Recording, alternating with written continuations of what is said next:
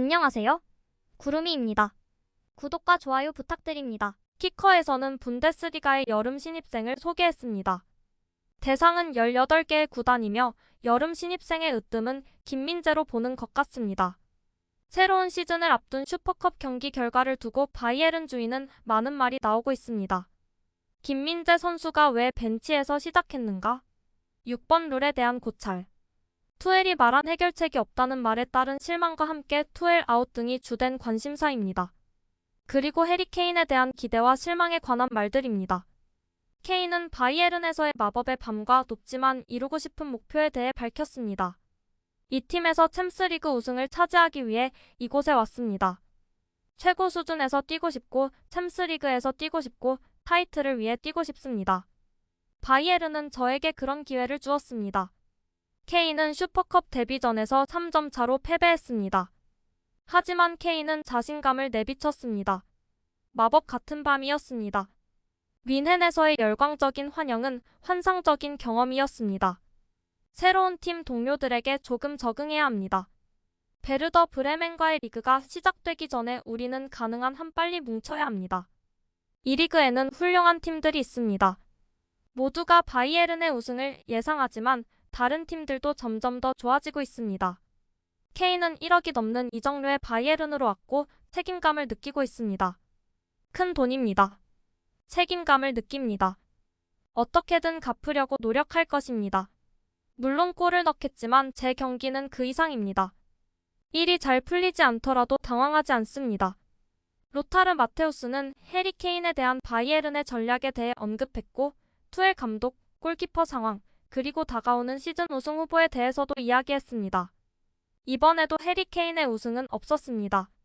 투엘은 슈퍼컵에서 2점 차로 뒤진 64분 1억 유로의 거액을 들여 영입한 해리 케인을 교체 투입했지만 결국 0대3으로 패했습니다.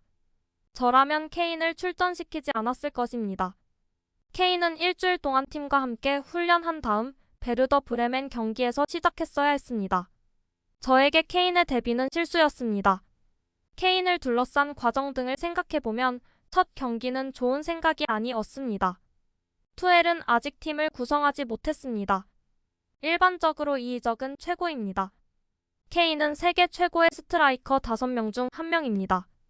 그는 분데스리가에 익숙해져야 하지만 확실히 바이에른에서 많은 골을 넣을 것입니다. 계약에 이르기까지 모든 딸꾹질은 전혀 바이에른답지 않았습니다. 바이에른이 다른 클럽에 그렇게 주도권을 내준 적이 없었던 것 같습니다. 예전 같았으면 우리는 당신네 선수를 원합니다. 여기 9천만 유로입니다. 일주일만 생각해보세요 라고 말했을 겁니다. 그 후 아무 일도 일어나지 않았다면 그들은 플랜 B를 실행하며 3주 동안이나 참아내지는 못했을 겁니다. 이제 케인은 여기에 왔고 그는 푹 빠졌고 최고의 선수이며 요즘 같은 시대의 가격도 괜찮습니다. 하지만 토마스 투엘의 팀이 라이프치히를 상대로 보여준 모습은 정상이 아니었습니다. 투엘은 아직 팀을 구성하지 못했습니다. 투엘 감독이 원했던 김민재 대신 우파메카노가 다시 뛰는 이유는 무엇인가요? 왜 키미히는 자신이 가장 잘하고 세계 정상급이었던 수비형 미드필드가 아닌 8번에서 뛰고 있을까요? 키미히가 코너킥을 수백 번 놓치고도 계속 코너킥을 하는 이유는 무엇입니까? 사내에게 그런 기회를 주는 것이 낫습니다. 저는 투엘의 발언에 매우 당황했습니다. 지난 시즌도 떠올랐어요. 이 때문에 프로들 사이에서 이해가 안 되고 고개를 갸웃거리고 있다고 확신합니다. 마누엘 노이어에 대한 진실은 당사자 외에는 아무도 모를 겁니다. 스벤은 잘해줬지만 정말 큰 목표를 달성하려면 다른 선수가 필요할 것입니다. 저는 여전히 다비드 대 헤아를 선호합니다. 경험이 풍부하고 키가 크며 몸값이 비싸지 않고 장기간의 이상적인 선수죠. 라이프치히와의 패배를 간단하고 간결하게 분석하면 다음과 같이 말할 수 있습니다. 골대에 노이어가 없고 경기장에 최고의 스트라이커가 없고 기회를 잡지 못하고 다시 패배했습니다. 모든 것이 평소와 같았습니다. 우승을 두고 내 팀이서 다투게 될 것입니다. 라이프치히, 레버쿠젠, 그리고 언제나 그렇듯 도르트문트는 모든 것이 가능합니다. 팬들은 투엘아웃을 말하는 사람들이 점점 늘고 있고 투엘에 대한 믿음이 점점 작아지고 있습니다. 감독은 자신의 리더십 아래 4주간의 준비 끝에 탄생한 팀의 상태를 설명할 수 없다고 했습니다. 말도 안 되는 소리입니다. 어머니가 그들은 내 자녀가 아니며 나는 그들과 아무 관련이 없습니다 라고 말하는 것과 같은 거 아닙니까? 저도 비슷하게 생각합니다. 팀과 공개적으로 거리를 두고 자신은 아무 관련이 없는 것처럼 불쾌감을 표현한 것입니다. 투엘은 그런 행동을 탈의실로 제안했어야 했습니다. 이제 단 한 경기 만에 다시 최악의 상황이 벌어졌습니다. 투엘 감독은 자신의 팀에 대한 자신감이 있는지 의문이고 그의 모든 전문 지식에 비해 의사소통에 서투른 것 같습니다.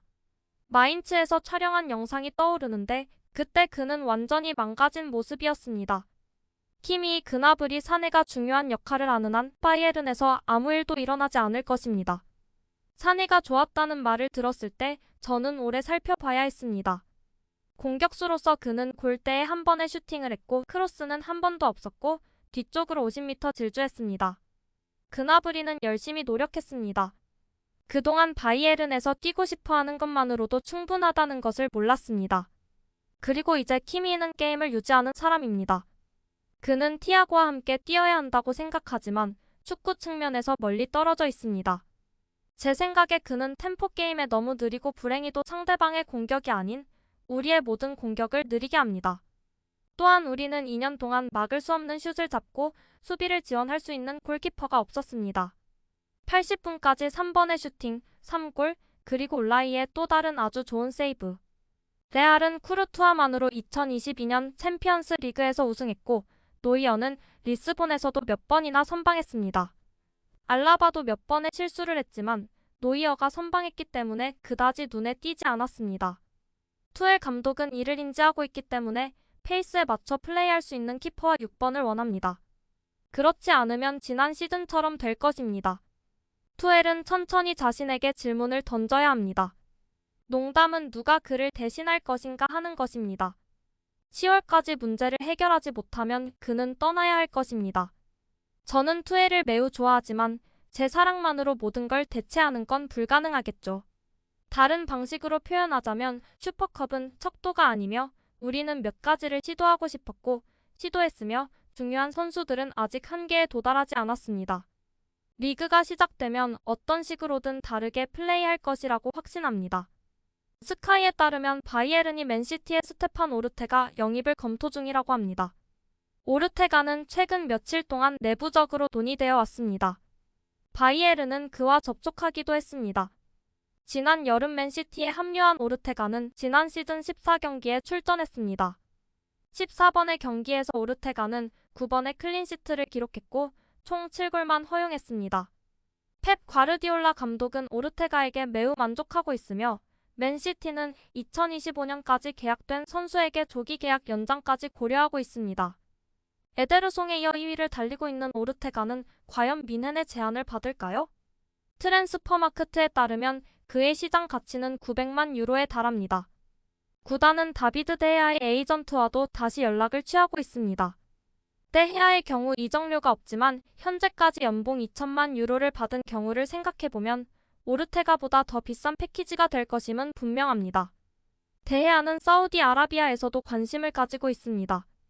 바이에른은 이번 주에 결정을 내리는 것이 이상적입니다. 데헤아 외에도 야신 분우도 바이에른의 영입 리스트에 올라와 있습니다. 하지만 높은 이적료가 걸림돌입니다. 세비야는 최소 2천만 유로를 요구하고 있습니다.